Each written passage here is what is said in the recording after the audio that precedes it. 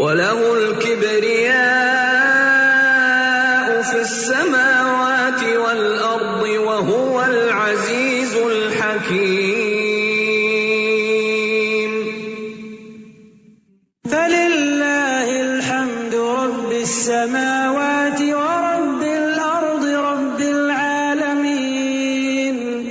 وله الكبرياء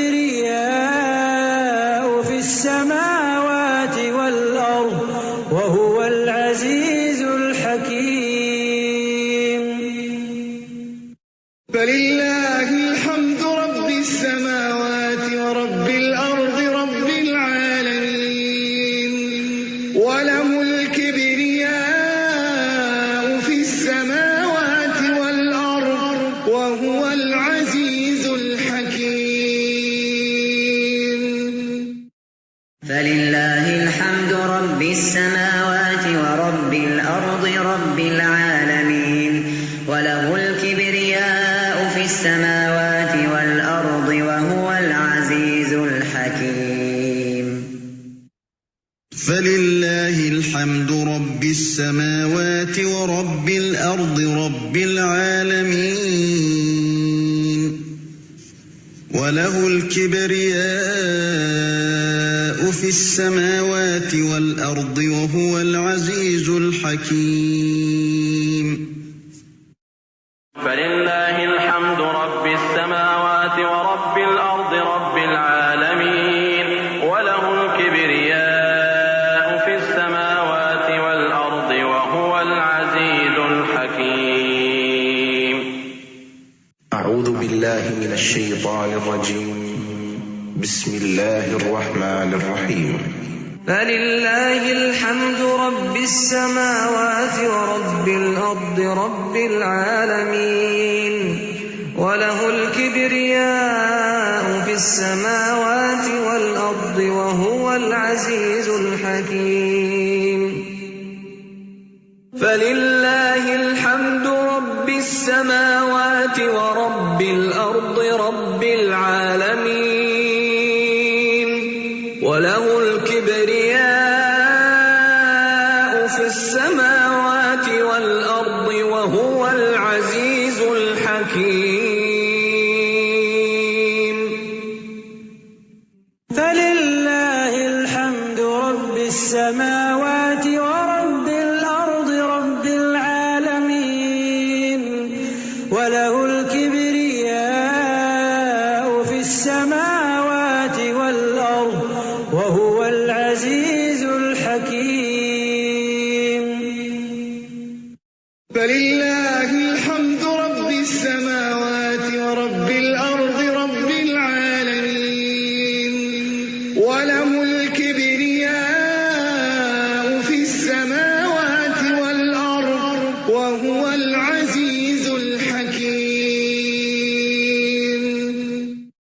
فلله الحمد رب السماوات ورب الأرض رب العالمين وله الكبرياء في السماوات والأرض وهو العزيز الحكيم. فلله الحمد رب السماوات ورب الأرض رب العالمين وله الكبرياء في السماوات والأرض وهو العزيز الحكيم. فلله الحمد رب السماوات ورب الأرض رب العالمين وله الكبرياء في السماوات والأرض وهو العزيز الحكيم. أعوذ بالله من الشيطان الرجيم. بسم الله الرحمن الرحيم. فلله الحمد رب السماوات ورب الأرض رب العالمين وله الكبرياء في السماوات والأرض وهو العزيز الحكيم. فلله الحمد رب السماوات ورب الأرض رب العالمين وله الكبرياء في السماوات والأرض وهو العزيز الحكيم. فلله الحمد رب السماوات ورب الأرض رب العالمين وله الكبرياء في السماوات والأرض وهو العزيز الحكيم. فلله الحمد رب السماوات ورب الأرض رب العالمين وله الكبرياء في السماوات والأرض وهو العزيز الحكيم. فلله الحمد رب السماوات ورب الأرض رب العالمين وله الكبرياء في السماوات والأرض وهو العزيز الحكيم. فلله الحمد رب السماوات ورب الأرض رب العالمين وله الكبرياء في السماوات والأرض وهو العزيز الحكيم.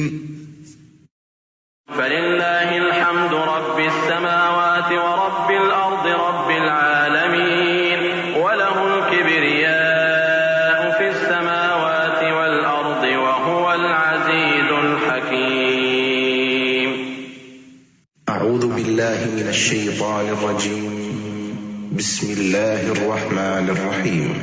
فلله الحمد رب السماوات ورب الأرض رب العالمين وله الكبرياء في السماوات والأرض وهو العزيز الحكيم.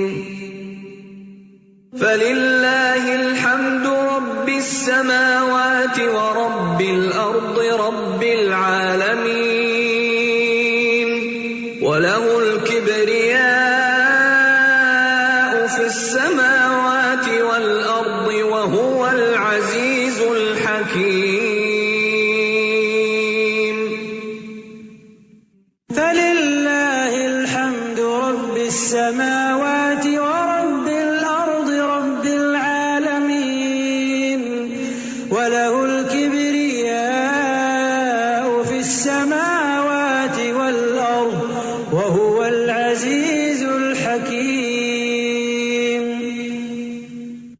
فلله الحمد رب السماوات ورب الأرض رب العالمين وله الكبرياء في السماوات والأرض وهو العزيز الحكيم. فلله الحمد رب السماوات ورب الأرض رب العالمين وله الكبرياء في السماوات والأرض وهو العزيز الحكيم. فلله الحمد رب السماوات ورب الأرض رب العالمين وله الكبرياء في السماوات والأرض وهو العزيز الحكيم. فلله الحمد رب السماوات ورب الأرض رب العالمين وله الكبرياء في السماوات والأرض وهو العزيز الحكيم. أعوذ بالله من الشيطان الرجيم. بسم الله الرحمن الرحيم. فلله الحمد رب السماوات ورب الأرض رب العالمين وله الكبرياء في السماوات والأرض وهو العزيز الحكيم. فلله الحمد رب السماوات ورب الأرض رب العالمين وله الكبرياء في السماوات والأرض وهو العزيز الحكيم.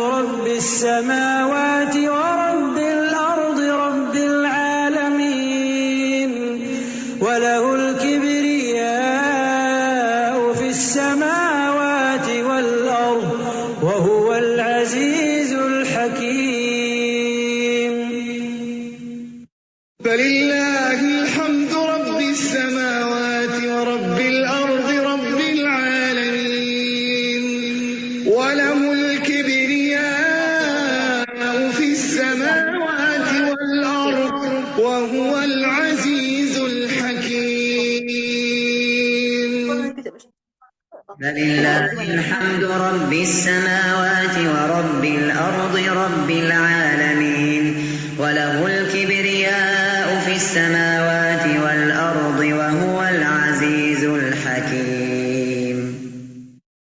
فلله الحمد رب السماوات ورب الأرض رب العالمين وله الكبرياء في السماوات والأرض وهو العزيز الحكيم. فلله الحمد رب السماوات ورب الأرض رب العالمين وله الكبرياء في السماوات والأرض وهو العزيز الحكيم. أعوذ بالله من الشيطان الرجيم. بسم الله الرحمن الرحيم. فلله الحمد أعوذ بالله من الشيطان الرجيم. بسم الله الرحمن الرحيم. الحمد لله رب العالمين الرحمن الرحيم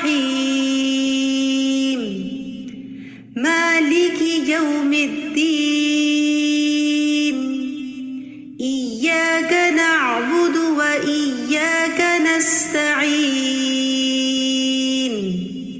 اهدنا الصراط المستقيم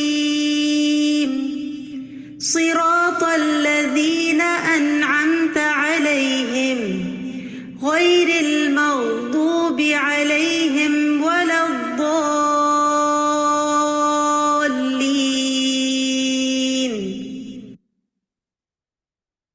آمین یا رب العالمین. السلام علیکم ورحمۃ اللہ وبرکاتہ. رب اشرح لي صدري ويسر لي أمري واحلل عقدة من لساني يفقهوا قولي. رب زدني علما رب زدني علما رب زدني علما اللهم فقهنا في الدين. آمین یا رب العالمین. کیسے ہیں آپ سب لوگ؟ امید کرتی ہوں کہ ایمان اور صحت کی بہترین حالت میں ہوں گے. سب سے پہلے تو میں آپ لوگوں سے معذرت کرنا چاہوں گی کہ کل کی کلاس ہم لوگ اسکیجول کے مطابق نہیں لے سکے بوجہ میری طبیعت کی خرابی کے. اسی وجہ سے اس کلاس کو آج کیا گیا، لیکن مجھے لگ رہا ہے کہ جیسے بہت سارے لوگوں کو اس بات کا علم نہیں تھا کہ آج کلاس ہوگی، کیونکہ بہت کم اسٹوڈنٹس نے ابھی جوائن کیا ہے. بہرحال دیکھتے ہیں، اگر تو اسٹوڈنٹس ٹائملی جوائن کر لیتے ہیں تو پھر ہم لوگ جو ہیں وہ کلاس کو وقت کے مطابق کنٹینیو کریں گے، اور اگر اسٹوڈنٹس زیادہ جوائن نہیں کریں گے تو پھر ہم لوگ کلاس کو جلدی وائنڈ اپ کر دیں گے اور سیٹرڈے کو انشاءاللہ تعالیٰ کور کرنے کی کوشش کریں گے. ٹھیک ہے. لاسٹ ٹائم جو ہے وہ ہم نے اسٹڈی کیا تھا کہ قرآن پاک سے تعلق کے اخروی جو ہمارے فوائد ہیں وہ کیا ہیں. اس کے علاوہ ہم نے دیکھا تھا کہ قرآن پاک سے اعراض کرنا، یعنی کہ قرآن پاک سے منہ موڑنا کیا ہے، اس کی کتنی اقسام ہیں اور اس کے نقصانات کیا ہیں. کسی کو یاد ہے کہ لاسٹ ٹائم جو ہم نے پڑھا تھا اعراض کی کون کون سی اقسام ہم نے پڑھی تھی؟ کسی کو یاد ہے؟ جی طیبہ بتائیے. السلام علیکم ورحمۃ اللہ وبرکاتہ. وعلیکم السلام ورحمۃ اللہ وبرکاتہ. پاپا اس کی اقسام ہے کہ اسے سننا ہی نہ، اور اگر سننا تو پھر اس پر ایمان نہ لانا، اور اس کے مطابق فیصلے نہ کرنا، اس کی آیات سے شفا حاصل نہ کرنا، اور اس کے مطابق اپنے عمل کو نہ ڈھالنا، اس پر غور و فکر نہ کرنا، اور اس کے ذریعے فہم حاصل نہ کرنا، اس کی آیات کا فہم حاصل نہ کرنا. شاباش، بارک اللہ فیک. بالکل ٹھیک ہے جی. یہی اس کے فوائد تھے. ماشاءاللہ آپ نے بالکل صحیح اور درست بتایا. تو اور اس کا کیا فائدہ، کیا نقصانات ہیں اگر ہم لوگ یہ رویہ اختیار کرتے ہیں تو کیا ہوگا اس سے؟ ہم؟ آپا اس سے یہ انسانی گمراہی کا باعث بن جاتا ہے، اور مزید یہ کہ انسان زندگی کا تنگ ہو جانا، گھروں سے برکت اٹھ جاتی ہے، اور معیشت کا بھی لفظ استعمال ہوتا ہے اس کے بارے میں، اور شیطان اور برے ساتھی جو ہیں وہ مسلط ہو جاتے ہیں۔ اور ہم نے یہ بھی پڑھا تھا کہ قبر میں بہت سی آسانیاں ہوتی ہیں اور محشر میں بہت سی آسانیاں ہوتی ہیں، تو میں تھوڑا سا اضافی طور پہ یہ بھی کہنا چاہوں گی کہ اگر اس کے اپوزٹ میں دیکھوں کہ اس کے نہ پڑھنے کے کیا نقصانات ہیں، تو قبر اور حشر میں بھی اس چیز کے نقصانات سے دوچار ہوتا ہے انسان۔ بالکل ایسا ہی ہے۔ ٹھیک ہے جی، بارک اللہ فیک۔ آج ہم جو کرنے جا رہے ہیں، آج ہم دیکھیں گے کہ قرآن پاک کے ہمارے اوپر کیا حقوق ہیں، ٹھیک ہے؟ قرآن پاک کے جو ہیں ٹوٹل حقوق 5 حق ہیں جو ہمارے اچھا کائنڈلی تمام پارٹیسپینٹس جو ہیں وہ اپنے مائک کو انمیوٹ کر لیجئے۔ جیسے جب میں آپ لوگوں سے سوال جواب کروں گی یا آپ لوگوں نے اینڈ میں کوشچن آنسر کا سیشن ہوگا، آپ اس میں اپنے مائک انمیوٹ کر کے تو آپ بات کر لیجئے گا، ٹھیک ہے؟ میں نے اس لیے اپنے ہاتھ میں یہ کنٹرول نہیں رکھا میوٹ انمیوٹ کا، کیونکہ سم ٹائم فرسٹ کلاس میں لوگوں کو پرابلم ہو رہی تھی انمیوٹ کرنے میں، تو دیٹس وائی میں نے اس کو ایز اٹ از چھوڑا ہے۔ تو امید کرتی ہوں آپ لوگ اس بارے میں لیے میرے لیے ساتھ تعاون کریں گے اس کے لیے، ٹھیک ہے؟ تو میں کہہ رہی تھی کہ قرآن پاک کے حقوق کی بات کر رہے ہیں ہم لوگ، کہ قرآن پاک کے کل 5 حقوق ہیں ہم پر، ٹھیک ہے؟ اس میں سب سے پہلا حق جو ہے وہ حق تلاوت ہے، ٹھیک ہے؟ دوسرا حق ہے حق حفظ، تیسرا حق ہے حق تدبر یعنی کہ غور و فکر کرنا، چوتھا حق ہے حق عمل یعنی کہ جو کچھ ہم لوگ اس میں پڑھیں گے اس کے اوپر عمل بھی کرنا، اور چوتھا حق ہے حق تبلیغ کہ جب خود پڑھ اور سمجھ لیا تو پھر اس کو آگے بھی دوسروں تک پہنچانا، ٹھیک ہے؟ اچھا جی، اس کے بعد بات آتی ہے کہ تلاوت کرنا۔ اب اس کا حق کیسے ادا کیا جا سکتا ہے اور اس کا کیا مطلب ہے؟ سورہ البقرہ میں آیت نمبر 121 میں اللہ تعالیٰ فرماتے ہیں، وہ لوگ جنہیں ہم نے کتاب دی ہے اس کی تلاوت کرتے ہیں جیسے اس کی تلاوت کا حق ہے، یہ لوگ اس پر ایمان رکھتے ہیں، اور جو کوئی اس کے ساتھ کفر کرے تو وہی لوگ خسارہ اٹھانے والے ہیں۔ یعنی کہ ہمارے اوپر تلاوت کا حق ہے، اور ایسا حق ہے کہ اس کا جس طرح کہ اللہ تعالیٰ نے تلاوت کرنے کا فرمایا ہے، ٹھیک ہے؟ اس کا کہتے ہیں کہ یہ نہیں کہ اللہ تعالیٰ نے کہا کہ اس کو ٹھہر ٹھہر کر سمجھ کر پڑھو، رتل القرآن ترتیلا آتا ہے ایک جگہ پہ قرآن پاک میں کہ اس کو ٹھہر ٹھہر کر ترتیل کے ساتھ پڑھو، ٹھیک ہے؟ پھر اس کے بعد آتا ہے کہ قرآن تلاوت کرنا اس طرح کہ قرآن پاک کو کی تعظیم و آرائش کی جائے، یعنی کہ قرآن کو تزین کرنا، اردو میں اس کا پراپر ورڈ ہے، یعنی کہ اس کو بیوٹیفائی کرنا۔ وہ کس طرح ہوتا ہے کہ شقیق بن سلمہ رحمۃ اللہ کہتے ہیں، سیدنا عبداللہ کے پاس سے کوئی سونے سے مزین مصحف کو لے کر گزرا، مصحف قرآن پاک کو کہتے ہیں، ٹھیک ہے؟ تو انہوں نے کہا مصحف کو سب سے بہتر چیز جس سے مزین کیا جا سکتا ہے وہ حق کے ساتھ اس کی تلاوت کرنا ہے۔ ایک اور جگہ پر بھی نبی پاک صلی اللہ علیہ وآلہ وسلم کی حدیث کا مفہوم ہے کہ وہ کہتے ہیں کہ اپنی آوازوں کے ساتھ قرآن پاک کو مزین کرو، یعنی کہ خوبصورت آواز کے ساتھ تلاوت کرنا، پھر یہ کہ ٹھہر ٹھہر کر تلاوت کرنا اور باقاعدگی کے ساتھ تلاوت کرنا، یہ ہیں قرآن پاک کی تلاوت کے حقوق، ٹھیک ہے؟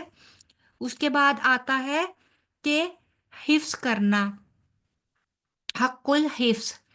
حفظ کرنے کے لیے جو قرآن حفظ کرنے کے لیے نہایت ہی آسان ہے، اس کی ہمیں دلیل کہاں سے ملتی ہے؟ سورۃ القمر آیت نمبر 17 میں اللہ تعالیٰ فرماتے ہیں، اور بلا شبہ یقیناً ہم نے قرآن کو نصیحت کے لیے آسان کر دیا، تو کیا ہے کوئی نصیحت حاصل کرنے والا؟ اس ایک آیت کے متعلق جو سعدی ہیں، تفسیر السعدی آپ لوگوں نے سنا ہوگا، ایک تفسیر کا نام ہے، اس کے جو مفسر ہیں سعدی، وہ کہتے ہیں کہ اس کے آسان کرنے سے مراد یہ ہے، یعنی ہم نے اس قرآن کے الفاظ کو یاد کرنے اور اس کو ادا کرنے اور اس کے معنی کو علم و فہم کی خاطر نہایت آسان اور سہل کر دیا ہے، کیونکہ قرآن لفظ کے اعتبار سے نہایت اچھا، معنی کے اعتبار سے سب سے سچا اور تفسیر کے اعتبار سے سب سے واضح کلام ہے۔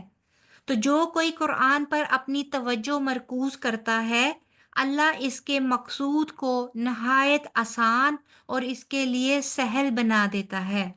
اب آسان الفاظ میں اگر میں اس کو آپ کے سامنے ایکسپلین کروں تو اس کا مطلب یہ ہے کہ قرآن پاک اپنے الفاظ، اپنے معنی مطلب کے لحاظ سے بھی، اور پھر اگر مزید ان ڈیپتھ جا کے جب ہم اس کو سمجھنے کی کوشش کرتے ہیں تو ہر لحاظ سے نہ صرف یہ کہ آسان ہے بلکہ انتہائی سچا اور واضح ہے، یعنی کہ اس کا ہر حکم بھی واضح ہے، اس کی ہر آیت بھی واضح ہے، اس کے اندر بیان کی ہوئی ایک ایک دلیل جو ہے وہ واضح ہے۔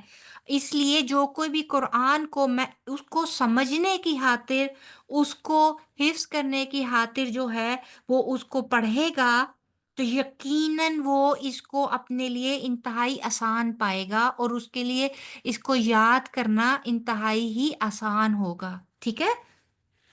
پھر آتا ہے کہ حفظ کرنے کے بعد اس کی مسلسل نگرانی بھی کرنی چاہیے۔ ایسا نہیں ہے کہ قرآن پاک کو ایک دفعہ حفظ کر لیں زندگی میں تو وہ مرتے دم تک وہ آپ کا قائم رہے گا۔ اس کو بار بار دہرانا پڑتا ہے، اس کو بار بار ریوائز کرنا پڑتا ہے، اس کو یاد کرنا پڑتا ہے۔ یہ ایسی ریاضت ہے جو آپ کی تعمر چلتی ہے۔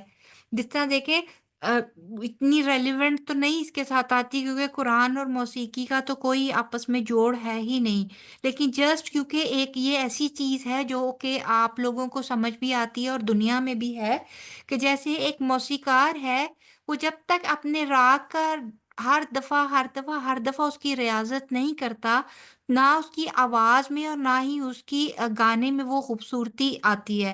تو سیم اس کا یہی ہے کہ قرات میں بھی جب تک ہم لوگ اس کو بار بار نہیں یاد کریں گے، یہ بہت جلدی بھول جانے والی چیز ہے۔ اور اس کی دلیل ہمیں ایک اتھے آتی ہے، ایک ہمیں حدیث سے ملتی ہے جو صحیح بخاری کی حدیث 5032 ہے۔ اس میں سیدنا ابن عمر رضی اللہ عنہ کہتے ہیں کہ رسول اللہ صلی اللہ علیہ وآلہ وسلم نے فرمایا، حافظ قرآن کی مثال رسی سے بندھے ہوئے اونٹ کے مالک جیسی ہے۔ اگر وہ اس کی نگرانی کرے گا تو اسے روک سکے گا، اور اگر اسے چھوڑ دے گا تو وہ بھاگ جائے گا۔ اسی طرح سیدنا عبداللہ بن مسعود جو ہے وہ بھی کہتے ہیں، سوری جو پہلے والی تھی وہ 5031 تھی اور ابھی والی جو ہے وہ 5032 ہے۔ سیدنا عبداللہ بن مسعود سے روایت ہے، وہ کہتے ہیں کہ نبی کریم صلی اللہ علیہ وآلہ وسلم نے فرمایا، کسی شخص کا یہ کہنا بہت برا ہے کہ میں فلاں اور فلاں آیت بھول گیا ہوں، بلکہ وہ بھلا دیا جاتا ہے۔ اور اس کی وہ وجہ کیا بتاتے ہیں کہ تم قرآن پڑھتے رہا کرو، کیونکہ قرآن انسانوں کے دلوں سے نکل جانے میں اونٹ کے بھاگ جانے سے بھی بڑھ کر ہے۔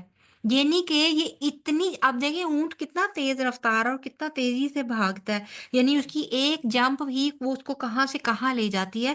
تو اس کے بارے میں کہا جاتا ہے کہ اگر ہم لوگ یعنی کہ اس کو کچھ عرصے کے لیے بھی اس کو چھوڑ دیتے ہیں، اس کی رویہ نہیں کرتے ہیں، تو وہ بہت جلدی جو ہے وہ ہمیں بھول جائے گا۔ تو اس کا جو سب سے بہترین طریقہ ہے جو حفظ کے جو استاد ہوتے ہیں وہ سمجھاتے ہیں اور ہمیں بتاتے ہیں کہ وہ یہ کہتے ہیں، ایک تو یہ ہے کہ ریگولر تلاوت، کیونکہ جب آپ تلاوت کرتے ہیں تو آپ کی بار بار ریپیٹیشن ہوتی رہتی ہے، اور دوسرا نمازوں میں اپنے حفظ شدہ پورشن کو آپ 5 نمازوں میں ڈیوائیڈ کر کے ریپیٹ کرتے رہا کریں، ٹھیک ہے؟ آگے ہے کہ حفظ کرنے کی اہمیت اور فضیلت کیا ہے، یعنی کہ حفظ کیوں کریں؟ تو حفظ کرنا ایک تو سب سے پہلی بات ہے کہ یہ نبی کریم صلی اللہ علیہ وآلہ وسلم کی سنت ہے۔ قرآن حفظ کرنا ایک ایسا طریقہ ہے جو اسلاف سے چلا آ رہا ہے۔ اسلاف ہوتے ہیں ہمارے جو بزرگ ہیں، ہمارے پچھلے تمام وہ تمام اولیاء یا وہ تمام صحابہ کرام اور تمام وہ جنریشنز جو گزر چکی ہیں، نیک لوگ، ٹھیک ہے۔ جب نبی کریم صلی اللہ علیہ وآلہ وسلم نے بھی قرآن کریم کو حفظ کیا، بلکہ آپ صلی اللہ علیہ وآلہ وسلم جبرائیل علیہ السلام کے ساتھ ہر سال اس کا دورہ کرتے تھے، یعنی اس کو دہراتے تھے۔ ہر سال رمضان کے مہینے میں نبی پاک صلی اللہ علیہ وآلہ وسلم جبرائیل علیہ السلام کے ساتھ جو ہے وہ قرآن پاک کو دہرایا کرتے تھے، پورے قرآن پاک کو۔ تو لیکن آخری سال جو تھا نبی پاک صلی اللہ علیہ وآلہ وسلم کی زندگی کا، اس میں نبی پاک صلی اللہ علیہ وآلہ وسلم نے 2 بار اس کا دور کیا تھا۔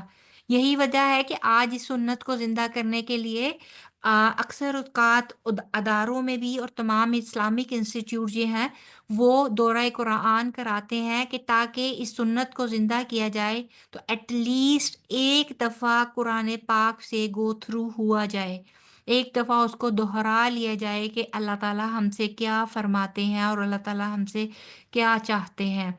اسی طرح یہ بھی اس چیز کی بھی بڑی فضیلت ہے کہ ہمیں مسٹ قرآن پاک جو ہے زیادہ سے زیادہ رمضان کے مہینے میں جو ہے وہ پڑھنا چاہیے، اس کی تلاوت کرنا چاہیے، اور ایک قرآن پاک تو بہت بھی کم، لیسٹ بھی ہو تو آپ ایک قرآن پاک ضرور ختم کیا کریں رمضان میں۔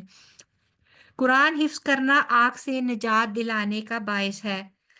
اس میں ہے سلسلہ صحیحہ کے اندر آتا ہے جو حدیث نمبر ہے 3562، اس میں وہ سیدنا عقبہ بن عامر رضی اللہ عنہ سے روایت ہے، رسول اللہ صلی اللہ علیہ وآلہ وسلم نے فرمایا، اگر قرآن کو کسی چمڑے میں لپیٹ کر بھی آگ میں ڈال دیا جائے تو آگ اسے نہیں جلائے گی۔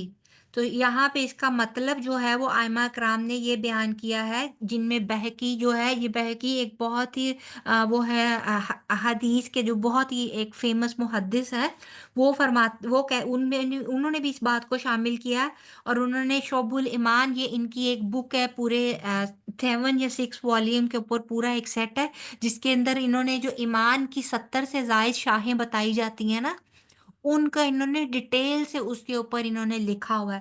تو وہ یہ کہتے ہیں کہ ابو عبداللہ کہتے ہیں، یہ ایک صحابی رحمۃ اللہ ایک تابعی ہیں، وہ کہتے ہیں یعنی جس نے قرآن سینے میں اٹھایا اور اس کی قرات کی، آگ اسے نہیں چھوئے گی، ٹھیک ہے۔ یعنی کہ دیکھیں سبحان اللہ، کہتے ہیں نا کہ جس طرح نبی پاک صلی اللہ علیہ وآلہ وسلم کی ذات کے بارے میں بھی ہے کہ انہوں نے جس کو بھی چھو لیا اس پر آگ حرام ہے، اسی طرح قرآن پاک کے بارے میں بھی آتا ہے کہ قرآن پاک جو ہے وہ جس کے سینے میں محفوظ ہوگا وہ انشاءاللہ تعالیٰ العزیز جہنم کی آگ جو ہے وہ اس کو نہیں چھوئے گی، اور ایٹ لیسٹ سم پورشن۔ ظاہر ہے کہ سارا اگر نہیں بھی ہو سکتا، ہر کوئی حافظ نہیں ہو سکتا، تو کوشش کیجئے سارا نہیں تو کچھ پورشن تو ضرور اپنے سینوں میں محفوظ کریں۔ اسی طرح آتا ہے کہ حافظ قرآن عزت و تکریم کا حقدار ہے۔ اس میں سیدنا ابو موسیٰ اشعری کہتے ہیں کہ رسول اللہ صلی اللہ علیہ وآلہ وسلم نے فرمایا، اللہ کی تکریم میں سے یہ بھی ہے کہ سفید بالوں والے مسلمان کا اکرام کیا جائے اور قرآن کے حامل کی عزت کی جائے، جو نہ اس میں غلو کرنے والا ہو اور نہ اس سے جفا کرنے والا ہو۔ اب اس کا یہ سنن ابی داؤد کی ہے 4845۔ اچھا، اس میں غلو کا مطلب ہوتا ہے کہ ایسی چیز جس کو حد سے بالکل آپ تجاوز کر دیں، جیسے کہتے ہیں نا کہ ایک چیز کو کسی ایکسٹریم پہ، کسی دوسری ایکسٹریم پہ لے جانا، یعنی آپ یہ سمجھیں کہ آپ جیسے کچھ صحابہ کرام تھے تو وہ ایک رات میں قرآن پاک کو ختم کرنے کی کوشش کرتے تھے، تو نبی پاک صلی اللہ علیہ وآلہ وسلم کے پاس جب یہ خبر پہنچی تو انہوں نے کہا کہ صحابہ کرام کو بلایا اور ان کو کہا کہ آپ جو ہے قرآن پاک کو اتنا جلدی نہ کیا کریں، بلکہ سمجھ کر اور تدبر کے ساتھ پڑھنے کی کوشش کیا کریں۔ تو انہوں نے کہا کہ ایٹ لیسٹ تم جو ہے 15 دنوں میں ایک قرآن پاک کو ختم کیا کرو۔ تو صحابی نے کہا کہ رسول اللہ صلی اللہ علیہ وآلہ وسلم میں اس سے زیادہ کی طاقت رکھتا ہوں۔ تو انہوں نے کہا کہ اچھا تو پھر تم 10 دن میں ختم کر لیا کرو۔ انہوں نے کہا کہ نبی پاک صلی اللہ علیہ وسلم میں اس سے بھی زیادہ کی طاقت رکھتا ہوں۔ تو آپ نے کہا کہ پھر 7 دنوں میں ختم کر لیا کرو، لیکن اس سے زیادہ نہیں۔ یعنی کہ بہت جلدی جلدی کر کے صرف ختم کرنا قرآن پاک کو، یہ قرآن پاک کا مقصود نہیں ہے۔ اس سے قرآن پاک کا حق ادا نہیں ہوتا جب تک کہ ہم لوگ ٹھہر ٹھہر کر اس کو سمجھ کر نہ پڑھیں۔ اس کی آیات جہاں پر ہم سے جواب کا تقاضا کرتی ہیں اس پر جواب دیا جائے، جہاں ہم سے استغفار کا مطالبہ کرتی ہیں وہاں پر استغفار کیا جائے، جہاں پر ہم سے کسی عزت کا یا کسی تکریم کا مطالبہ کرتی ہیں وہاں پر تکریم کی جائے، جہاں پر سجدے کا ہے وہاں پر سجدہ کیا جائے۔ تو یہ وہ تمام چیزیں ہیں جو کہ قرآن پاک پڑھتے وقت کرنی چاہیے۔ اسی طرح پھر آتا ہے کہ حافظ قرآن بلند مرتبے اور اونچے مقام والا ہے۔ یہ صحیح مسلم کی 1862 حدیث نمبر ہے، جس میں سیدنا عائشہ سے روایت ہے۔ وہ کہتی ہیں رسول اللہ صلی اللہ علیہ وآلہ وسلم نے فرمایا، جو آدمی قرآن میں ماہر ہو وہ ان فرشتوں کے ساتھ ہے جو لکھنے والے، معزز اور بزرگی والے ہیں۔ یعنی کہ فرشتے ہیں نا جو قرآن پاک کو جنہوں نے لکھا تھا، اور جو وہ قرآن پاک جو کہ لوح محفوظ میں بھی ہے، تو ان کے بارے میں آتا ہے کہ جو حافظ قرآن ہے وہ اس کا مرتبہ ان فرشتوں کے برابر ہوگا۔ اور جو قرآن کی تلاوت کرتا ہے اور اسے اٹک اٹک کر پڑھتا ہے اور اسے پڑھنے میں دشواری پیش آتی ہے تو اس کے لیے دوہرا اجر ہے۔ یہی حدیث تھوڑا سا چینج اس کے ساتھ ایک اور جگہ پر بھی آتی ہے، جس میں انہوں نے کہا کہ اٹک اٹک کر پڑھنے والے کی، اس کا مفہوم کچھ اس طرح ہے کہ اٹک اٹک کر پڑھنے والے کے لیے دوہرا اجر ہے۔ تو انہوں نے کہا کہ وہ کیسے؟ تو انہوں نے کہا ایک تو یہ کہ پڑھنے کا اجر، اور دوسرا یہ کہ اس کی اس ایفرٹ کے لیے یا اس کی اس مشقت کو برداشت کرنے کے لیے اور اس پر صبر کرنے کے لیے جو اس کو اس کی ادائیگی کے سلسلے میں پیش آ رہی ہے۔ تو دیکھیں سبحان اللہ، اللہ تعالیٰ نے ہمارے لیے کہاں کہاں اجر رکھا ہے اور کہاں کہاں ہمارے لیے آسانی ہے۔ کہیں بھی ہمارے لیے مایوسی یا پھر ہمارے لیے ہمارے لیے اللہ تعالیٰ نے کہیں بھی وہ نہیں رکھا کہ ہم کسی بھی عذر کو تلاش کر کے اس سفر کو جو ہے ختم کرنے کا سوچیں یا اس سفر سے پیچھے ہٹیں۔ اسی طرح آتا ہے جو حافظ قرآن ہے وہ امامت کا بھی حقدار ہوتا ہے۔ اس میں سنن ترمذی کی حدیث نمبر 235 ہے، اس میں کہتے ہیں کہ سیدنا ابو مسعود انصاری کہتے ہیں رسول اللہ صلی اللہ علیہ وآلہ وسلم نے فرمایا، لوگوں کی امامت وہ کروائے جو ان میں سب سے زیادہ اللہ کی کتاب پڑھنے والا ہو، پھر اگر وہ قرات میں برابر ہو تو جو ان میں سنت کے متعلق زیادہ علم رکھتا ہو، پھر اگر وہ سب سنت کے علم میں بھی برابر ہوں تو ان میں جس نے پہلے ہجرت کی ہو، اور اگر وہ ہجرت میں بھی برابر ہوں تو ان میں جو زیادہ عمر والا ہو۔ یعنی کہ کیٹیگرائز کر دیا، فردن فردن مرتبے بتا دیے کہ سب سے زیادہ مرتبہ جو ہے وہ حافظ کا، قرات کرنے والے کا، پھر اس کے بعد جو سنت پہ زیادہ عمل کرتا ہو، اس کے بعد جو ہے جس نے ہجرت پہلے کی ہو، اور اس کے بعد وہ جو زیادہ عمر والا ہو۔ اسی طرح کہتے ہیں کہ حفظ قرآن دنیا میں بھی بلند مرتبے کا باعث بنتا ہے۔ اس میں صحیح بخاری کی حدیث نمبر 1347 ہے، جس میں کہتے ہیں کہ سیدنا جابر بن عبداللہ رضی اللہ عنہ سے روایت ہے کہ رسول اللہ صلی اللہ علیہ وآلہ وسلم احد کے 2 شہید مردوں کو ایک ہی کپڑے میں کفن دیتے اور پوچھتے ان میں قرآن کس نے زیادہ یاد کیا ہے، پھر جب ان دونوں میں سے کسی ایک کی طرف اشارہ کر دیا جاتا تو لخت میں اسی کو پہلے اتارتے۔ دیکھیں کہ دفنانے زندگی سے لے کر آخرت تک، اور پھر برزخ کے مقام پہ بھی اور قبرستان میں بھی ہر جگہ پر اس کو اکرام دینے کے لیے اس کو پہل دی جاتی ہے، اس کو پہلا مقام دیا جاتا ہے۔ اسی طرح نبی پاک صلی اللہ علیہ وآلہ وسلم جو ہیں وہ قرآن کے بچوں کے حفظ کرنے کو بہت زیادہ اس کی تعریف فرماتے تھے۔ سیدنا زید بن ثابت سے روایت ہے، نبی کریم صلی اللہ علیہ وآلہ وسلم جب مدینہ تشریف لائے تو سیدنا زید نے کہا مجھے نبی کریم صلی اللہ علیہ وآلہ وسلم کی خدمت میں پیش کیا گیا، آپ مجھے دیکھ کر خوش ہوئے۔ اس وقت میری عمر 11 سال تھی۔ لوگوں نے عرض کیا اے اللہ کے رسول، بنو نجار کے اس لڑکے کو آپ پر نازل ہونے والے قرآن کی کئی صورتیں یاد ہیں۔ آپ صلی اللہ علیہ وآلہ وسلم کو اس بات پر بڑا تعجب ہوا اور آپ صلی اللہ علیہ وآلہ وسلم نے فرمایا اے زید، میرے لیے یہودیوں کا طرز تحریر بھی سیکھ لو، کیونکہ اپنے خطوط کے حوالے سے اللہ کی قسم مجھے یہودیوں پر اعتماد نہیں ہے۔ اور دیکھیں حضرت زید نے بعد میں یہ بھی سیکھ لیا تھا، یعنی کہ اس کو کیا کہتے ہیں، قرآن پاک کو یہ بھی سیکھ لیا تھا، یعنی کہ تحریر کرنی بھی عربی وہ سیکھ لی تھی۔ اور کہتے ہیں کہ وہ عبرانی میں لکھا کرتے تھے، یہودی جو ہے نا ان کی زبان عبرانی تھی، تو انہوں نے وہ بھی سیکھ لی تھی۔ تو نبی پاک صلی اللہ علیہ وآلہ وسلم کے لیے خط و کتابت جو ہے وہ یہ حضرت زید کیا کرتے تھے۔ حضرت زید بن ثابت ہی کو ہی یہ بھی لقب حاصل ہے کہ وہ کاتبین وحی تھے، ٹھیک ہے۔ حق تدبر یعنی کہ فہم حاصل کرنا قرآن پاک کا، یہ ہے اس کا تیسرا حق، ٹھیک ہے۔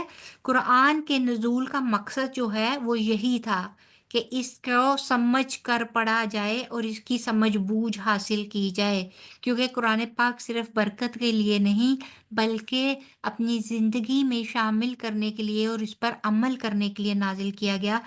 سورہ صاد میں آیت نمبر 29 میں اللہ تعالیٰ فرماتے ہیں جو کتاب ہم نے آپ کی طرف نازل کی ہے بڑی برکت والی ہے تاکہ لوگ اس کی آیات میں غور و فکر کریں اور اہل عقل اس سے سبق حاصل کریں، ٹھیک ہے۔ اور یہ مدارج السالکین جو ہے نا، یہ وہ ہے ایک بک ہے، بہت ہی اچھی بک ہے۔ اس کے اندر حضرت حسن بصری جو ہیں وہ فرماتے ہیں کہ قرآن اس لیے نازل کیا گیا تاکہ اس پر غور و فکر کیا جائے اور اس پر عمل کیا جائے، لیکن لوگوں نے اس کی تلاوت کو اپنا عمل بنا لیا ہے۔ یعنی کہ ہم لوگ یہ سمجھتے ہیں نا کہ بس تلاوت کر لی تو یہ بھی نیک اعمال میں سے ایک عمل ہے، حالانکہ یہ تلاوت کرنا تو واجبات میں سے تھا ہی تھا، اس پر غور و فکر کرنا جو ہے وہ اصل کام تھا، لیکن ہم نے تلاوت کو کام سمجھ لیا اور غور و فکر کو محض مفتی اور مولانا کے سپرد کر دیا کہ یہ شاید ان کی ذمہ داری ہے، حالانکہ یہ ہر مسلمان کی یہ ذمہ داری ہے۔ اسی طرح نزول قرآن کا مقصد محض تلاوت کرنا نہیں، اسی میں مدارج السالکین میں ہی صفحہ نمبر 449 میں ابن قیم کہتے ہیں، یہ بھی ایک بہت بڑے اسکالر تھے، وہ کہتے ہیں کہ جہاں تک قرآن میں غور و فکر کرنے کا سوال ہے تو اس سے مراد دل کی نگاہوں کو اس کے معنی کے اوپر خوب گاڑ دینا، ٹھیک ہے، یعنی کہ دل سے خوب اس کے معنی پہ غور و فکر کرنا اور اس کے تدبر اور اس کے سمجھنے میں اپنی تمام فکر کو یکجا کر لینا، یعنی کہ اپنی تمام تر صلاحیتوں کے ساتھ اس کو سمجھنے کی کوشش کرنا، اور قرآن کے نازل ہونے کا یہی مقصد ہے۔ فہم اور تدبر کے بغیر محض تلاوت کرنا مقصد نہیں ہے، ٹھیک ہے۔ اسی طرح آتا ہے کہ اللہ تعالیٰ نے بھی قرآن پاک پہ تدبر کرنے کا حکم دیا ہے، اور سورہ مومنون آیت نمبر 68 میں کہا تو کیا انہوں نے بات میں خوب غور نہیں کیا یا ان کے پاس وہ چیز آئی ہے جو ان کے پہلے باپ دادا کے پاس نہیں آئی، یعنی کہ خوب غور کرنے کا ہمیں جا بجا، یہ تو صرف 2 ایگزامپلز ہیں قرآن پاک میں، ہر جگہ پہ آتا ہے افلا یتدبرون افلا یتذکرون، یعنی کہ بار بار یہ چیزیں آتی ہیں، کیا بھلا تم نہیں تدبر کرو گے، کیا بھلا تم نہیں غور و فکر کرو گے، کیا بھلا تم نہیں نصیحت حاصل کرو گے۔ تو یہ وہ سوال ہے جو بارہا مقام پر اللہ تعالیٰ ہم میں سے ہر ایک انسان سے کرتے ہیں۔ تدبر نہ کرنے والے کی پھر اسی طرح مذمت بھی کی گئی ہے۔ قرآن پاک ہی میں سورہ محمد آیت نمبر 24 میں کہا تو کیا وہ قرآن میں غور نہیں کرتے یا ان کے دلوں پر قفل پڑے ہوئے ہیں، قفل یعنی تالے، یعنی کہ وہ بندہ جو غور و فکر نہیں کرتا وہ بالکل ایسا ہی ہے کہ جیسے اس کے دل پر اللہ تعالیٰ نے تالے لگا دیے اور اس کو شاید کچھ اور سمجھ آ ہی نہیں رہا، ٹھیک ہے، اسی طرح سورۃ نساء آیت نمبر 82 میں بھی اللہ تعالیٰ فرماتے ہیں تو کیا وہ قرآن میں غور و فکر نہیں کرتے، اور اگر وہ غیر اللہ کی طرف سے ہوتا تو البتہ وہ اس میں بہت زیادہ اختلاف پاتے۔ دیکھیں یہاں پر قرآن پاک کے حق پر ہونے اور قرآن پاک کے اللہ کی طرف سے ہونے کی ایک اور دلیل ہمیں مل جاتی ہے، اور وہ دلیل یہ ہے کہ اگر قرآن پاک کی تعلیمات میں فرق ہوتا کہ ایک جگہ پر اللہ تعالیٰ نے کچھ فرمایا ہوتا اور کچھ اور پیجز آگے جا کر یا کسی اور صورت میں اللہ تعالیٰ نے اسے کانٹرڈکٹری کوئی اور بات اللہ تعالیٰ نے فرمائی ہوتی نعوذ باللہ، تو یقیناً یہ اللہ تعالیٰ کی نہیں بلکہ کسی بھی انسان کا کلام ہوتا، جبکہ اس کی سب سے بڑی دلیل یہ ہے کہ یہ الحمدللہ سے شروع ہو کر الناس تک، یہ اس کے کسی ایک چیز میں بھی آپ کو کسی قسم کا کوئی اختلاف، کوئی کانٹرڈکشن نہیں ملے گا، ٹھیک ہے۔ اور قرآن پر تدبر کرنے سے ہی ہدایت ملتی ہے۔ ابن تیمیہ کہتے ہیں کہ جو ہدایت کی غرض سے قرآن میں تدبر کرتا ہے اس کے لیے حق کا راستہ واضح ہو جاتا ہے۔ یہ امام ابن تیمیہ جو ہیں ان کی اپنی ایک کتاب ہے مجموع الفتاوی، اس میں انہوں نے کہا ہے، اور صفحہ نمبر 137 جو ہے اس میں یہ انہوں نے لکھا ہے۔ اسی طرح آتا ہے کہ فہم کے ساتھ رک رک کر پڑھنے کو ترجیح دینا، یہ جو موطا امام مالک ہے، یہ بھی حدیث کی ایک بہت بڑی بک ہے امام مالک کی، اس میں کتاب الفرقان میں حدیث نمبر 4 ہے جس میں کہتے ہیں یحییٰ بن سعید سے روایت ہے، وہ کہتے ہیں کہ میں اور محمد بن یحییٰ بن حبان دونوں بیٹھے ہوئے تھے کہ محمد نے ایک آدمی کو بلایا اور اسے کہا کہ مجھے وہ بتا جو آپ نے اپنے والد سے سنا ہے۔ اس آدمی نے کہا کہ میرے والد نے مجھے بتایا ہے کہ وہ سیدنا زید بن ثابت کے پاس آئے اور ان سے پوچھا کہ آپ کا 7 دن میں قرآن مکمل کر لینے کے بارے میں کیا خیال ہے۔ زید رضی اللہ عنہ نے کہا یہ اچھا کام ہے، لیکن میں اسے آدھے مہینے یا 10 دن میں پڑھ کر مکمل کروں تو یہ مجھے 7 دن میں پڑھنے سے زیادہ عزیز ہے، اور آپ مجھ سے پوچھیں ایسا کیوں ہے؟ انہوں نے کہا تو میں آپ سے پوچھتا ہوں کہ ایسا کیوں ہے؟ تو سیدنا زید نے کہا اس لیے تاکہ میں قرآن میں غور و فکر کروں اور اس کے مسائل پر رک کر غور کروں۔ دیکھیں سبحان اللہ کہ جلدی جلدی پڑھنا اور صرف ختم کر لینے کی فکر کرنا کہ میں نے قرآن پاک اتنے پارے ختم کر لیے، میں نے اتنے پارے ختم کر لیے، یہ رمضان میں میں نے اتنے قرآن ختم کر لیے اور میں نے اتنے قرآن ختم کر لیے، یہ محض مقصد نہیں ہونا چاہیے۔ بلا شبہ قرآن پاک کی تلاوت کا بہت ثواب ہے، لیکن اس سے بھی زیادہ احسن عمل یہ ہے کہ ہم لوگ جو ہے قرآن پاک کو ساتھ ساتھ ترجمے کے پڑھیں، جہاں ترجمے کے بھی سمجھ میں نہیں آتی وہاں پھر اس کی تفسیر اور اس کی ڈیٹیل کی طرف جائیں، ٹھیک ہے۔ پھر اس کے بعد آتا ہے کہ ہر آیت کا فہم حاصل کرنا، یہ بھی آتا ہے۔ ابن عجیبہ کہتے ہیں قرآن کا فہم حاصل کرنے سے مراد یہ ہے کہ قرآن کو پڑھنے والا ہر آیت کی وضاحت طلب کرے جو اس آیت کے مطابق ہو، کیونکہ قرآن پاک اللہ تعالیٰ کی صفات، اللہ تعالیٰ کے افعال یعنی کہ اللہ تعالیٰ کے کاموں اور انبیاء علیہ السلام کے حالات بیان کرنے، تکذیب کرنے والوں کو یعنی کہ جنہوں نے نبیوں کو جھٹلایا یا پھر قرآن پاک اور الہامی کتابوں کو جھٹلایا، ان کے حالات اور ان کو کیسے ہلاک کیا گیا وہ، اور اللہ تعالیٰ کے اوامر و نواہی ہوتے ہیں اللہ تعالیٰ کے احکامات اور وہ چیزیں جن سے اللہ تعالیٰ نے منع کیا ہے، اور جنت اور جہنم کے ذکر پر مشتمل ہے، ٹھیک ہے۔ یہ وہ باتیں ہیں جو قرآن پاک کے اندر ہیں، اور وہ کس وقت سمجھ آئیں گی؟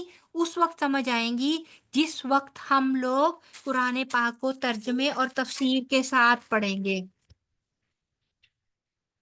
اس کے بعد آتا ہے کہ قرآن پاک کے احکامات کو سیکھنا۔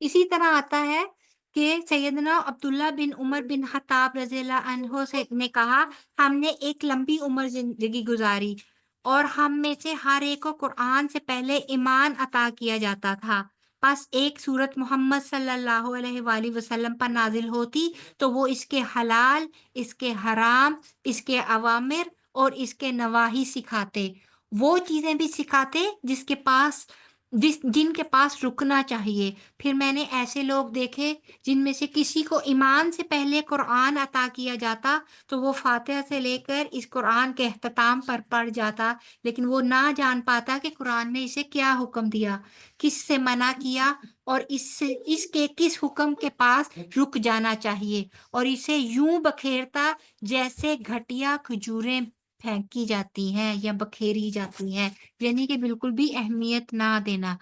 اب آپ دیکھیں کہ یہ اللہ تعالیٰ کے نزدیک یہ کس قدر اہم ہے، اور صحابہ کرام کی بھی سنت یہی تھی کہ وہ کہتے ہیں، صحابہ کرام خود بھی یہ کہتے ہیں کہ ہم لوگ اس وقت تک ایک آیت سے آگے نہیں بڑھتے تھے جب تک کہ ہم لوگ اس آیت کو اچھی طرح اس کے فہم کو سمجھ نہیں لیتے تھے، اور جب تک اس کو اپنے عمل میں ڈھال نہیں لیتے تھے تب تک ہم آگے نہیں جاتے تھے۔ ٹھیک ہے، اسی طرح سلف صالحین یعنی کہ ہمارے جو بزرگ ہیں، پرانے لوگ، وہ کہتے ہیں کہ قرآن پاک سمجھ کر پڑھنے کو وہ پسند کرتے تھے۔ اب اس میں کیا کیا ہے، ابن عون کہتے ہیں 3 باتیں ایسی ہیں جو میں اپنے لیے اور اپنے ساتھیوں کے لیے پسند کرتا ہوں۔ یہ علم حدیث ہے، مسلمانوں کو اسے ضرور سیکھنا چاہیے، اس کے متعلق دوسروں سے دریافت کرنا چاہیے۔ دوسرا انہوں نے کہا کہ قرآن مجید کو سمجھ کر پڑھیں اور لوگوں سے اس کے مطلب اور اس کی معرفت کی تحقیق کرتے رہیں۔ اور تیسری چیز اور یہ کہ مسلمانوں کا ذکر ہمیشہ بھلائی کے ساتھ کریں، کسی کی برائی کا ذکر نہ کریں، ان شارٹ کہ غیبت نہ کریں۔ ٹھیک ہے، آگے پھر آ جاتا ہے کہ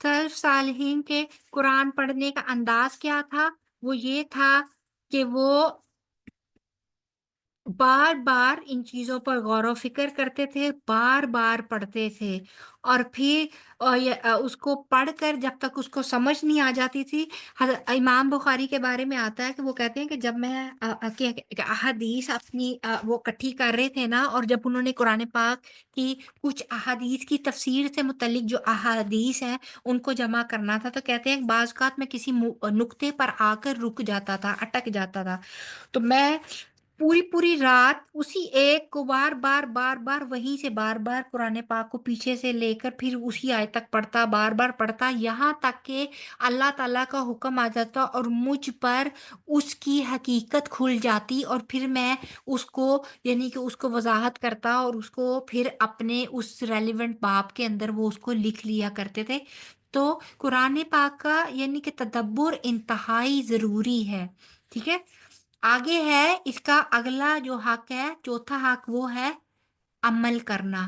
ٹھیک ہے، حق العمل، عمل کرنے کے بارے میں کیا فرماتے ہیں، قرآن کی اتباع کرنے کا حکم جو ہے وہ اللہ تعالیٰ نے خود سورہ الانعام میں آیت نمبر 155 میں دیا اور کہا، اور یہ کتاب قرآن جو ہم نے نازل کی ہے بڑی برکت ہے، لہٰذا اس کی پیروی کرو اور ڈرتے رہو شاید کہ تم پر رحم کیا جائے۔ یعنی کہ ہم پر رحمت نازل ہونے کے لیے سب سے پہلی شرط کیا ہے، قرآن پاک کے احکامات پر عمل کیا جائے۔ وہ باتیں جو قرآن پاک میں بیان کی گئی ہیں، چاہے وہ کسی چیز سے رک جانے کے متعلق ہے، چاہے وہ کسی چیز کو اختیار کرنے کے بارے میں ہے، اور چاہے وہ عام زندگی میں شامل احکامات اور فرائض ہیں، ہر ایک کے بارے میں ہمیں عمل کرنا ہے تاکہ اللہ تعالیٰ کی رحمت کے، اللہ تعالیٰ کی رحم کے مستحق قرار پائیں۔ اسی طرح آتا ہے کہ نبی کریم صلی اللہ علیہ وآلہ وسلم کا قرآن پر عمل کرنا، صحیح مسلم حدیث نمبر 1739 میں کہا جاتا ہے کہ سعد بن ہشام بن عامر کہتے ہیں کہ میں نے سیدنا عائشہ سے سوال کرتے ہوئے کہا، اے ام المومنین، مجھے رسول اللہ صلی اللہ علیہ وآلہ وسلم کے اخلاق کے بارے میں بتائیں۔ انہوں نے کہا، کیا تم قرآن نہیں پڑھتے؟ میں نے عرض کی، کیوں نہیں؟ کہنے لگی، اللہ کے نبی صلی اللہ علیہ وآلہ وسلم کا اخلاق قرآن ہی تھا۔ یعنی کہ نبی پاک صلی اللہ علیہ وآلہ وسلم نے خود کو قرآن کی تعلیمات کے متعلق اس طرح ڈھال لیا تھا، اور خود قرآن پاک نے بھی یہی ہمارے لیے کہا کہ نبی کریم صلی اللہ علیہ وآلہ وسلم کے اسوہ میں ہمارے لیے بہترین نمونہ ہے۔ وہ کیوں کہا؟ کیونکہ قرآن پاک کی وضاحت اور قرآن پاک کی تعلیمات نبی پاک صلی اللہ علیہ وآلہ وسلم نے خود اس پر عمل کر کر ہمیں دی تھی۔ اسی طرح صحابہ کرام کا قرآن پاک پر عمل کرنا، وہ کیا تھا کہ سیدنا ابن مسعود سے روایت ہے، وہ کہتے ہیں ہم میں سے ہر شخص جب 10 آیات سیکھ لیتا تو اس سے آگے نہ بڑھتا یہاں تک کہ اس کے معنی کو معلوم کر لیتا اور اس پر عمل کرنا بھی سیکھ لیتا۔ اسی طرح آتا ہے کہ صحابہ قرآن کا قرآن کے آگے رک جانا، وہ کیا ہے کہ سیدنا ابن عباس رضی اللہ عنہ کہتے ہیں کہ اینا جب سیدنا عمر کے پاس گئے تو کہنے لگے اے خطاب کے بیٹے، اللہ کی قسم نہ تو تم ہمیں مال دیتے ہو اور نہ ہی ہمارے درمیان عدل و انصاف کے ساتھ فیصلہ کرتے ہو۔ سیدنا عمر یہ سن کر غصہ ہوئے اور قریب تھا کہ اسے مارے۔ حضرت عمر کے بارے میں آتا ہے کہ وہ بہت جلالی طبیعت کے آدمی تھے اور بہت ہی جلدی غصے میں آ جاتے تھے۔ تو وہ کہتے ہیں اسی وقت انہوں نے فوراً سے وہ جو صحابی جنہوں نے حضرت عمر کو یہ بات کہی تھی، انہوں نے ان سے کہا اے امیر المومنین، یقیناً اللہ تعالیٰ نے اپنی نبی کریم صلی اللہ علیہ وآلہ وسلم سے فرمایا سورہ الاعراف آیت نمبر 199 میں، درگزر اختیار کرو اور نیکی کا حکم دو اور جاہلوں سے آراز کرو، اور بے شک یہ بھی جاہلوں میں سے ہے۔ اللہ کی قسم جس وقت حر نے یہ آیت تلاوت کی تو سیدنا عمر آگے نہیں بڑھے، اور سیدنا عمر اللہ کی کتاب سے آگے سب سے زیادہ ٹھہر جانے والوں میں سے تھے۔ یعنی مختصر قصہ یہ کہ ان کو غصہ آیا، ایک دوسرے صحابی نے فوراً سے پہلے سورہ اعراف کی آیات ان کے سامنے تلاوت کر دی کہ ان کو کہا کہ اللہ تعالیٰ نے تو درگزر کا معاملہ کرنے کے لیے کہا ہے جاہلوں سے، ایسے لوگوں سے جن کو کہ ابھی اتنی عقل نہیں ہے، تو آپ اس کو عقل نہیں ہے، بے سمجھ ہے، اس کو آپ معاف فرما دیں، اس سے درگزر کریں۔ تو فوراً سے پہلے جیسے ہی ان کے سامنے آیت تلاوت کی گئی، انہوں نے اپنے غصے کو فوراً پی گئے اور انہوں نے اس کو کچھ بھی نہیں کہا اور معاف کر دیا۔ ٹھیک ہے، اصل اہل قرآن یہ کون ہے؟ زاد المعاد جو ہے یہ ایک بک ہے نبی پاک صلی اللہ علیہ وآلہ وسلم کی، اس کے اندر اس کی نبی پاک کی سیرت کے اوپر ہی یہ لکھی گئی ہے۔ تو اس میں ابن قیم کہتے ہیں بعض سلف کا کہنا ہے کہ قرآن اس لیے اترا ہے تاکہ اس پر عمل کیا جائے، تو انہوں نے اس کی تلاوت کو عمل بنا لیا۔ یہی وجہ ہے کہ اہل القرآن وہ لوگ تھے جو اس پر عمل کرنے والے تھے، اور جو کچھ اس میں تھا اس پر عمل کرنے والے تھے۔ اگرچہ قرآن ان کو زبانی یاد نہ بھی تھا، لیکن جب وہ اس پر عمل کریں گے تو انہیں اہل القرآن کہا جائے گا۔ لیکن جو شخص اسے محض زبانی یاد کر لے لیکن نہ اس کو سمجھے اور نہ ہی اس کے احکامات پر عمل کرے تو وہ اہل القرآن میں سے نہیں ہے، چاہے وہ قرآن کے حروف اور تجوید کو ایسے درست کر کے پڑھے جیسے کہ تیروں کو سیدھا کیا جاتا ہے۔ دیکھیں دوبارہ وہی بات کہ اس پر عمل کرنا اس کو پڑھنے سے بھی کہیں زیادہ قابل تحسین اور قابل تعریف عمل ہے، اللہ تعالیٰ کے ہاں بھی، صحابہ کرام کے ہاں بھی۔ ٹھیک ہے، قرآن پاک پڑھنے کے اصل حقدار، اس میں حسن رحمۃ اللہ سے روایت ہے، وہ کہتے ہیں کہ اس قرآن کو غلاموں اور بچوں نے پڑھا ہے لیکن انہوں نے اسے شروع سے نہیں لیا، یعنی عمل نہیں کیا۔ انہیں اس کے معنی اور تعویل یعنی تفسیر کا کوئی علم نہیں۔ قرآن پڑھنے کا سب سے زیادہ حقدار وہ شخص ہے جس کے عمل میں یہ قرآن دکھائی دے۔ ٹھیک ہے، اور محض قرآن پاک کی تلاوت جو ہے وہ کافی نہیں ہے۔ سیدنا عمر بن خطاب کہتے ہیں تمہیں وہ لوگ دھوکے میں نہ ڈالیں جو قرآن پڑھتے ہیں، یہ تو محض ایک کلام ہے جو زبان سے ادا کیا جاتا ہے، لیکن تم ان لوگوں کو دیکھو گے جو اس پر عمل کرتے ہیں۔ ٹھیک ہے، اور اسی طرح اپنے آپ کو قرآن پر پیش کرنا، سیدنا عبداللہ بن مسعود رضی اللہ سے روایت ہے، یہ سنن احمد میں ہے کہ حدیث نمبر 125 وہ کہتے ہیں کہ جو شخص یہ بات پسند کرتا ہو کہ اس کو معلوم ہو جائے کہ آیا وہ اللہ سے محبت کرتا ہے تو اسے چاہیے کہ وہ اپنے آپ کو قرآن پہ پیش کرے۔ اگر وہ قرآن سے محبت کرتا ہے تو وہ اللہ سے محبت کرتا ہوگا، کیونکہ قرآن اللہ عز و جل کا کلام ہے۔ اسی طرح یہ ہے کہ ہر صاحب قرآن کو اپنے عمل کی فکر کرنی چاہیے اور اس کو اس چیز کی فکر ہونی چاہیے کہ یہ میں اس کی پیروی کر رہا ہوں یا نہیں کر رہا، بجائے اس کے کہ اس کو یہ فکر ہو کہ میری یہ صورت کب ختم ہوگی اور کب میں اس کو قرآن پاک کو ختم کروں گا، ٹھیک ہے۔ اسی طرح آتا ہے کہ حاملین قرآن کا جو اخلاق ہے وہ کیسا ہونا چاہیے، تو آتا ہے آجری جو ہے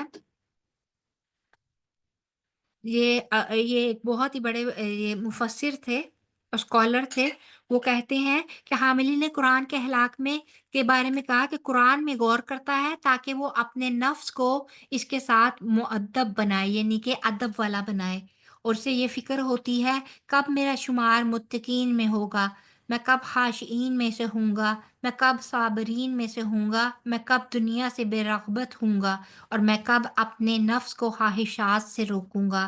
قرآن کے ٹھیک ہے، یعنی کہ وہ صرف قرآن اس لیے نہیں پڑھتا کہ صرف مجھے تلاوت کرنی ہے، بلکہ وہ اس لیے بھی غور کرتا ہے کہ وہ اپنے نفس کو ایک متقی، اللہ تعالیٰ سے ڈرنے والا، صبر کرنے والا اور دنیا سے بے رغبتی کرنے والا بنا سکے، یعنی کہ ایک کمپلیٹ پیکیج آف اے مسلم، ٹھیک ہے۔ اسی طرح آتا ہے کہ قرآن کے حروف کے ساتھ ساتھ اس کی حد و حال کا خیال رکھنا، حد و حال کہہ رہی ہوں، حدود کا خیال رکھنا۔ اس میں یہ ہے کہ الفاظ کے ساتھ ساتھ حدود کا خیال کیسے ہوتا ہے کہ یعنی کہ جو بھی اس کے اندر اللہ تعالیٰ نے احکامات دیے ہیں ان احکامات کو پر عمل کرنا، ٹھیک ہے۔ اسی طرح قرآن اپنے عمل سے قرآن پاک کی تصدیق کرنا، اس میں بھی فتح الباری یہ صحیح بخاری کی جو ہے یہ شرح ہے، اور اس میں منصور رحمۃ اللہ سے روایت ہے، میں نے مجاہد سے کہا اے ابو حجاج، اللہ کا یہ فرمان ہے وہ شخص جو سچائی کو لایا اور اس نے اس کی تصدیق کی، اس سے کون شخص مراد ہے؟ انہوں نے کہا یہ وہ لوگ ہیں جو قرآن لاتے ہیں، تو یہ وہ شخص ہے جو کہتا ہے یہ وہ قرآن ہے جو تم نے ہمیں دیا تھا، تحقیق جو اس میں ہے ہم نے اس پر عمل کر لیا، ٹھیک ہے۔ یعنی کہ تصدیق کرنے والا کون ہے؟ جو اپنے عمل سے اس کی تصدیق کرے گا۔ قرآن سے اثر قبول کرنا، حسن بصری کہتے ہیں اللہ کی قسم تدبر قرآن یہ نہیں کہ اس کے حروف کی تو حفاظت کی جائے اور اس کی حدود کو یعنی کہ اس کے معنی کو ضائع کر دیا جائے، یہاں تک کہ ان میں سے ایک کہتا ہے میں نے سارا قرآن پڑھ لیا، حالانکہ قرآن کا کوئی اثر نہ اس کے اخلاق میں دکھائی دیتا ہے اور نہ ہی عمل میں، ٹھیک ہے۔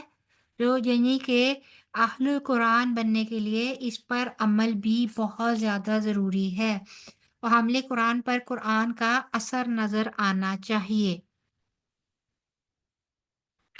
اسی طرح پھر آتا ہے کہ قرآن پڑھنے کے باوجود سنگ دل لوگ، اب وہ کون ہے؟ سیدنا معاذ بن جبل، سنن دارمی میں 3346 حدیث نمبر ہے، جس میں سیدنا معاذ بن جبل سے روایت ہے، وہ کہتے ہیں ان قریب یہ قرآن کچھ لوگوں کے سینوں میں بوسیدہ ہو جائے گا جیسے کہ کپڑا بوسیدہ ہو کر پھٹ جاتا ہے، وہ اس قرآن کو پڑھیں گے لیکن اس میں کوئی لذت اور لطف نہیں پائیں گے، وہ بھیڑیوں کے دلوں پر بھیڑیوں کی کھالیں پہنیں گے، ان کا عمل لالچ کے لیے ہوگا لیکن اس میں اللہ کا خوف نہیں ہوگا، اگر وہ عمل میں کوتاہی کریں گے تو کہیں گے کہ ہم عن قریب جنت تک پہنچ جائیں گے، اور اگر وہ برے عمل کریں گے تو کہیں گے کہ ہمیں معاف کر دیا جائے گا کیونکہ ہم اللہ کے ساتھ کسی کو شریک نہیں ٹھہراتے۔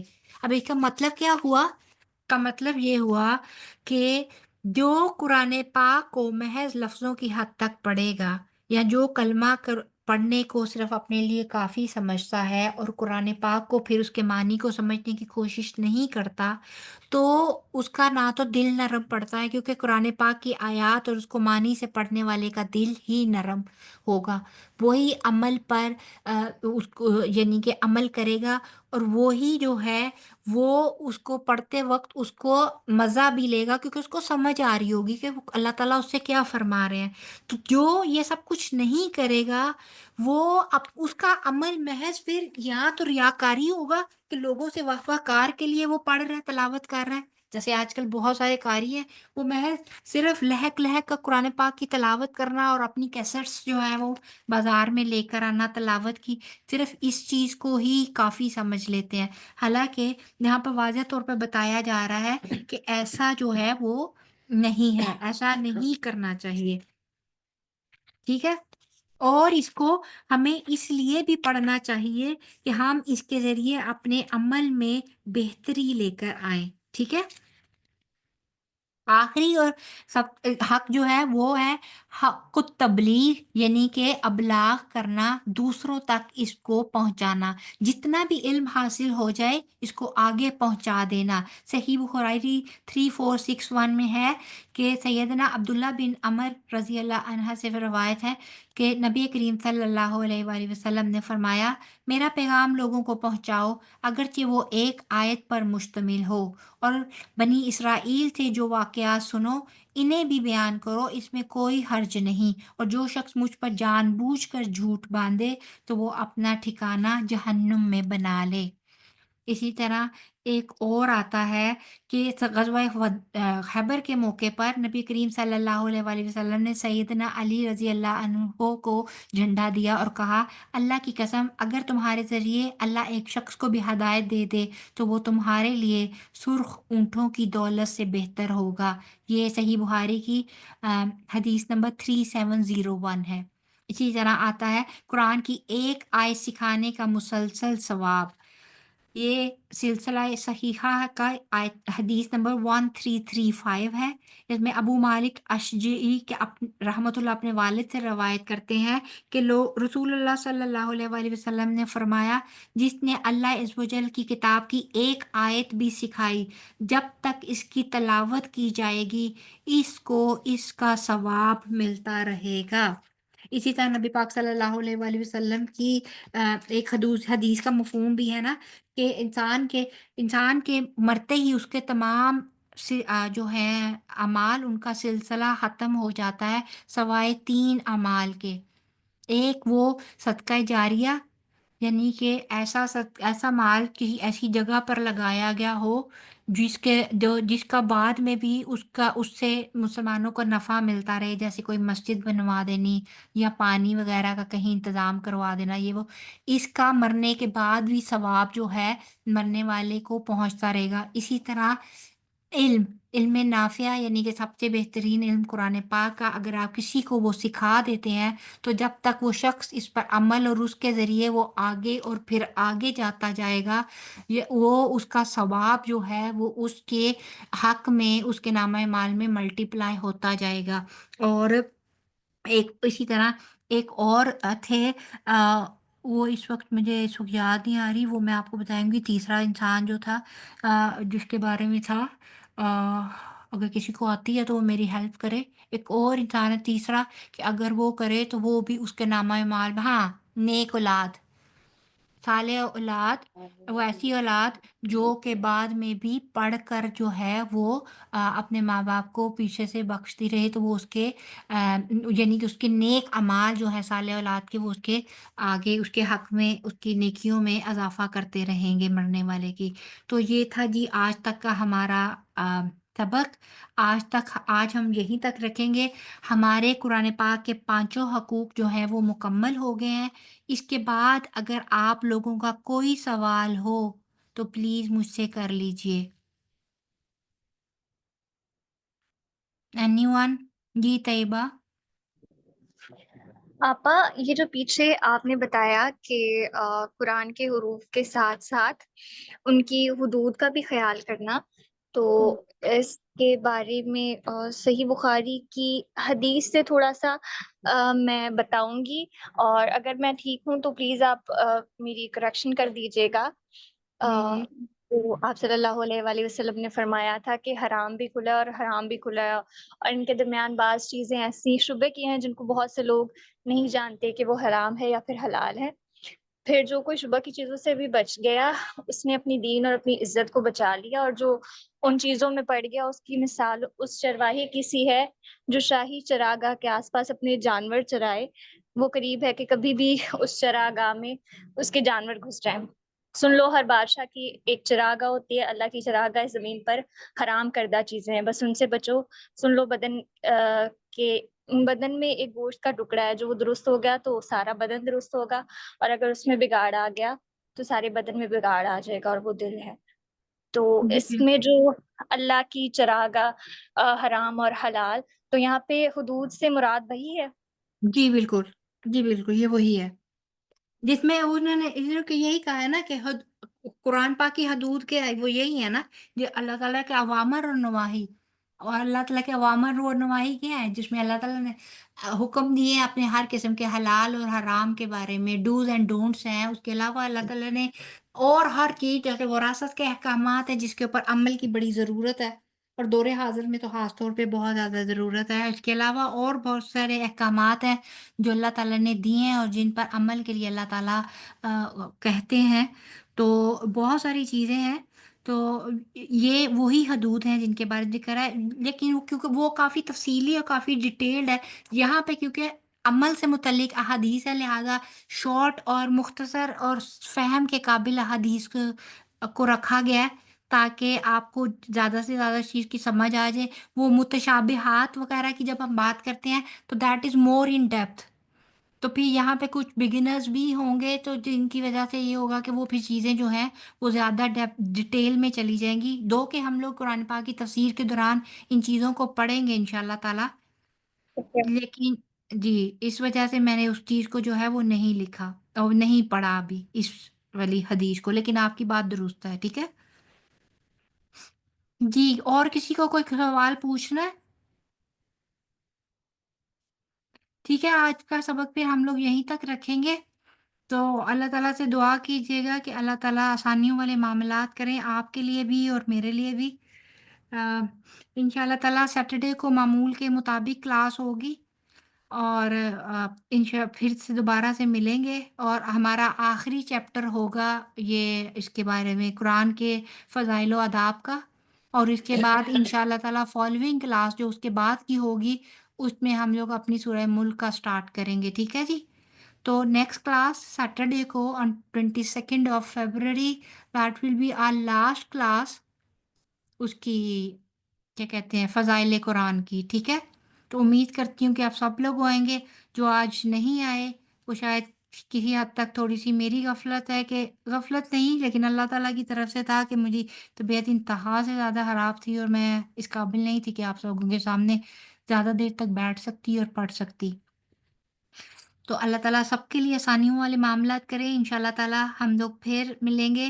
سبحانک اللہم و بحمدک، نشہد ان لا الہ الا انت، نستغفرک نستغفرک نستغفرک و نتوب الیک۔ السلام علیکم ورحمۃ اللہ وبرکاتہ۔